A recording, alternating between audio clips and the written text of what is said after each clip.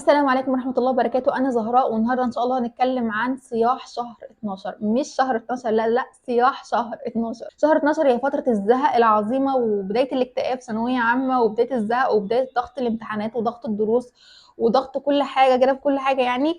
فهي فعلا فترة كل اللي مروا في ثانوية عامة مروا بالفترة دي ولازم يمروا بالفترة دي. فانتوا في حالة طبيعية جدا وانتوا تمام يا جماعة، انتوا ما حصلكمش أي حاجة. وفترة برضو الأسئلة كتيرة جدا، وهل لو بدأت دلوقتي هلحق؟ طيب احنا هنخلص المنهج امتى؟ طب المراجعات، طب احل كام كتاب، طب ازود في الحل. طيب الضغط، طب النسيان، طب انا نسيت كل اللي ذاكرته انا نسيته. طب التراكمات اللي عليا دي كلها اعمل فيها ايه؟ ده عدى نص السنه، اعمل ايه بعد نص السنه؟ اسئله كتيره ملهاش نهايه، بدايتها بتبدا من شهر 12. ان شاء الله بالفيديو هنقدر نتكلم عن كل الاسئله دي ونقدر نجاوب عليها، اقول فعلا ازاي نستغل شهر 12 وايه اللي انا عملته بجد وفرق معايا في شهر 12 جدا وكملت بيه لاخر السنه. ان شاء الله النهارده هنتكلم. بس قبل ما نبدا كده احب اقول لكم ان احنا بقالنا دلوقتي شهر على اليوتيوب، شهر بقينا عيله مع بعضينا كده بصراحه. وشكرا جدا على الدعم الكبير اللي انتم بتقدموه وعلى كل الكومنتات الحلوه اللي انتم بتبعتوها لي، وبرضه بتبعتوا لي على السوشيال ميديا كلها. فشكرا جدا ويلا بينا. ده يمكن من اهم الفيديوهات الموجوده، لان الشهر ده بدايته يعني بدايه كل الشهور المهمه وكل الفترات المهمه في ثانويه عامه.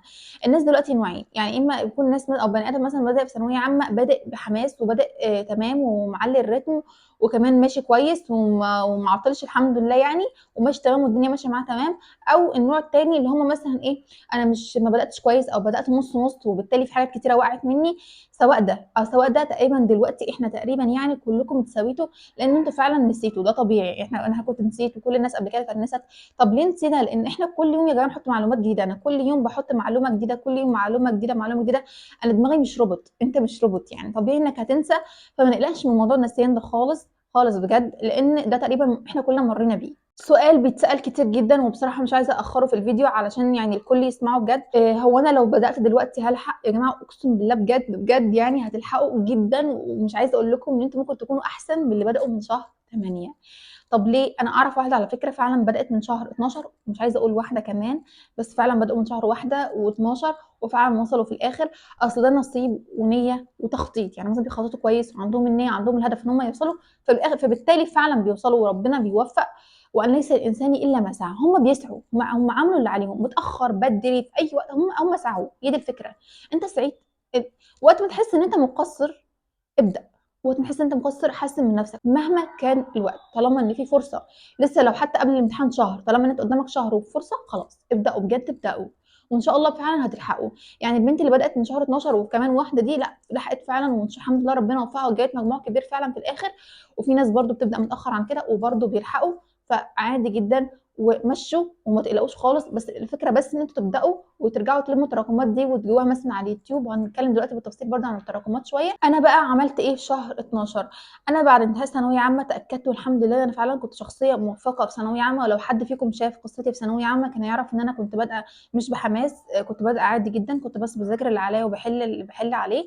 بس في نفس الوقت ما كنتش براكم عليا اي حاجه، يعني بجد يا جماعه ما كنتش براكم عليا اي حاجه، بس برضه ما كانش عندي الحماس المتزايد ده، لا كنت ببدا عادي. بس اول ما جه شهر 12 لا بدات ان انا ازود الريتم شويه، ازود الحل شويه شويه. حاولت ان انا اجيب كمان كتب غير الكتب اللي عندي في الحل واحاول ازود الحل شويه. اهتميت بالجديد اكتر واكتر، ما بقتش اسيب اي حاجه الا لما افهمها كويس واذاكرها كويس كويس جدا يا جماعه بجد كويس.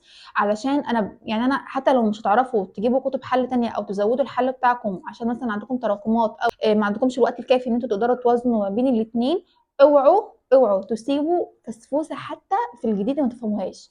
فسفوسه واحده اوعوا تسيبوها، يعني كل جزء في الجديد اللي انتوا اخدتوه لازم تفهموه كويس وتذاكروه كويس كويس جدا جدا. كمان نشوف بس القصور والعيوب الموجوده عندنا ونحاول بقدر الامكان نصلحها. في الشهر ده برضو انا عملت حاجه كده نفسيه اكتر، ان انا بحاول بقدر الامكان ما اشغلش بالي باي حاجه واي حد. حاولوا بقدر الامكان من البدايه كده، من اول شهر 12 كده، يعني اطلعوا من الفيديو كده عاقدين النيه احنا بقدر الامكان ما نشغلش بالنا باي حد ولا اي حاجه خالص. لا، انت تشوف عيوب نفسك وايه القصور الموجوده فيك وتحاول تكتبها وتصلح من نفسك. لو انا عندي عيب في كذا، انا بعمل كذا، انا مثلا بمسك الموبايل كتير، انا بتفرج على التلفزيون، بتفرج على افلام، بعمل العيوب اللي عندي او القصور اللي عندي او العادات السلبيه اللي انا بعملها، احاول بقدر الامكان الغيها يا جماعه، مش هوقفها لا تلغيها تماما. حاولوا دايما تبصوا ان هو ايه، انا ما عادش قدامي غير 6 شهور واحقق حلمي. يعني دايما بصوا دايما من المنظور ده. كل يوم على التاني انا بقرب من حلمي اكتر، فعايزه وانا بقرب من حلمي اكون حققت جزء منه. احقق جزء من حلمي ازاي؟ ان انا اذاكر كويس واحل كويس، وان انا فعلا يكون عندي النيه ان انا لا انا هوصل لحلمي ان شاء الله، يعني هوصل لحلمي. دايما امشوا بالكونسيبت ده. عودوا نفسكم على المذاكره بدري. والله يا جماعه مش عايزه اتكلم عن الموضوع ده تاني، علشان انا عملت عنه فيديو طويل عريض كده، بجد النولج فيه عاليه جدا، وفيديو فعلا حلو يعني. هسيبه لكم في الديسكربشن، هو ازاي نصحى بدري من غير ما نكون مرهقين او من غير ما نحس بارهاق، وازاي فعلا برضو ننظم وقتنا في ثانويه عامه. الفتره اللي جايه بجد بجد بجد يعني انتوا محتاجين وقت الصبح ده جدا، انتوا محتاجينه جدا، محتاجين عندكم بركه في يومكم، وقت طويل في يومكم، محتاجين ان هو هدوء الصبح واسترخاء الصبح وثبات الانفعالي اللي بيبقى موجود الصبح. مش هتكلم عن الموضوع ده كتير عشان انا عملت عنه فيديو مخصوص، بس انتوا فعلا هتحتاجوا الوقت ده جدا. حتى لو كوبايه قهوه تفوقك الصبح او اي كافيين يفوقوكم، المهم تقوموا، هي دي الفكره. المهم بس تبقى عارفه ان الشتاء جاي بقى والبرد جاي، بس لو انتوا عندكم نيه وهدف هتقوموا بجد. الناس بقى اللي بتروح درسين، يعني درسين بيروحوا درسين بجد والله، انا مقدره جدا جدا جدا ان انتوا اكيد اكيد بتروحوا درسين عشان مستر مثلا بيحل كويس ومستر بيشرح كويس. انا مقدره ده والله، مقدره ده جدا. بس نصيحتي ليكم فعلا، ونصيحه انا فعلا نفذتها وحققت 3 سنين في ثانويه عامه، اقسم بالله مش على النظام ده. روحوا عند اللي بيحل كويس وعوضوا الشرح من اليوتيوب. اليوتيوب مليان بجد مليان. انا كنت ماشيه كده في الفيزياء، كنت بروح عند المستر بتاعي كان بيحل كويس جدا، بيرفكت مفيش بعده، بيحل كويس جدا وكم مهول. كنت اعوض الشرح، وبرده كان بيشرح كويس، بس برده كنت اعوض الشرح واثبت المعلومه من اليوتيوب. تمام، اللي هو اروح عند محل كويس واسمعوا الشرح من اليوتيوب، لان اكيد واكيد واكيد اللي بيحل كويس ده انسان منظم جدا. مستحيل يكون مستر بيحل كويس الا وهو ان المستر اصلا منظم، يعني هو طبيعه المستر ان هو اصلا منظم. فكفايه درس واحد مع اللي بيحل كويس. التراكمات، طالما بتتفرجوا على الفيديو ده دلوقتي وانتوا لسه في شهر 12، ويفضل كمان في بدايه شهر 12 انتوا دلوقتي متفرجين على الفيديو اهو، اوعوا تطلعوا من شهر 12 الا ومخلصين كل التراكمات اللي عليكم. حاولوا بقدر الامكان ما تعدوش نص السنه الا لما تخلصوا التراكمات اللي عليكم. هي اسمها اجازه نص السنه، بس انتوا مالكوش اجازه، يعني مالكوش دعوه بالموضوع، هي اسمها كده وخلاص. بعد نص السنه ينفع تخلص، بس بصراحه يا جماعه هيبقى صعب جدا جدا جدا، فبلاش تضغطوا نفسكم قوي زياده عن كده. يعني في شهر 12 خلصوا كل التراكمات. التراكمات بقى بتخلص ازاي اصلا؟ التراكمات يا جماعه مش هتخلص الا بالجداول. لازم تعملوا نفسكم جداول. انا شخصيا النوتة دي انا عامله فيها، بعمل فيها جداول اسبوع. وكان عندي امتحانات ميد ترم النهارده، اخر يوم في الامتحانات الميد ترم، بس هنبدا في امتحانات تانية. انا كليتي كلها امتحانات اصلا، هنبدا لسه في امتحانات تانية. بس عشان امتحانات الميد ترم فانا كنت عايزه اللي هو يعني الم التراكمات اللي عليا وفعلا احقق اكبر قدر يعني. بخلاف ان اول امتحان امتحنته يا جماعه بجد يعني انا اتهنت فيه. اول امتحان امتحنته اتهنت فيه، بس بعد كده لا، حاولت ان انا اشد نفسي اكتر. فالمهم يعني دايما بعمل اللي عملت البتاعه دي. انا مش عارفه انت تشوفوها ولا لا، بس يعني اتمنى انتوا تشوفوها، اتمنى تشوفوها. بص، اول حاجه عملتها ايه؟ اويك اوف مثلا كان عامله اسبوع بتاع 11 11 اللي هو يوم الجمعه مثلا. كان اول يوم جمعه 11 11، هنا اويك اوف 18 11 اللي هو يوم الجمعه بتاع الاسبوع ده كان 18 11 اللي هو يوم 18 11. عملت ايه بقى؟ يوم الجمعه ويوم السبت والحد كتبت كل ايام الاسبوع، وكتبت الجدول الحاجه اللي هتمشي مع نفسي. انا تقريبا قايله لكم في الفيديو اللي فات ازاي ننظم وقتنا. انا حاطه لكم الستيب، انا حاطه لكم الستبس كلها، وانتوا حاولوا تمشوها على حسب وضعكم. انا ما اقدرش اقول لكم عشان كل واحد ليه وضع مختلف، كل واحد ليه قدرته على الفهم مختلفه، قدرته على الحفظ مختلفه، دروس مختلفه، مواعيد مختلفه. انا هحط لكم الستبس وانتوا امشوا عليها. انا شخصيا دايما بحب الحركه دي قوي. وكمان كل يوم اعمل لي التو ليست بتاعتي، يعني ده للاسبوع وده لليوم.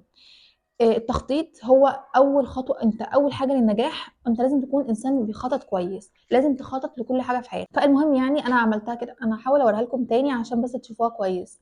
وكمان اللي اعمله اشخبط عليه واعمله دان خلاص. فهي عامه حاجه كويسه قوي يعني. التراكمات القديمه والجديد اوازن ما بينهم ازاي؟ التراكمات القديمه دي انتوا تكتبوها الاول في ورقه، غير النوته دي تكتبوها في ورقه كبيره كده. كل ماده انتوا سايبين ايه فيها بالظبط. انا عايزاكم قدام كل ماده، مثلا انا هقول لكم مثال. الفيزياء، انا سايب الفيزياء مثلا كده. انا سايب في الباب الاول انا سايب مثلا قانون كيرشوف، انا ما فتحتوش. قانون اوم ما فتحتوش. في الباب الثاني الملف الدائري انا ما ضغطتش عليه كويس. اللولبي ده اللولبي وقع مني. كل ماده تكتبوا قدامها الحاجه اللي انتوا تراكمتوها.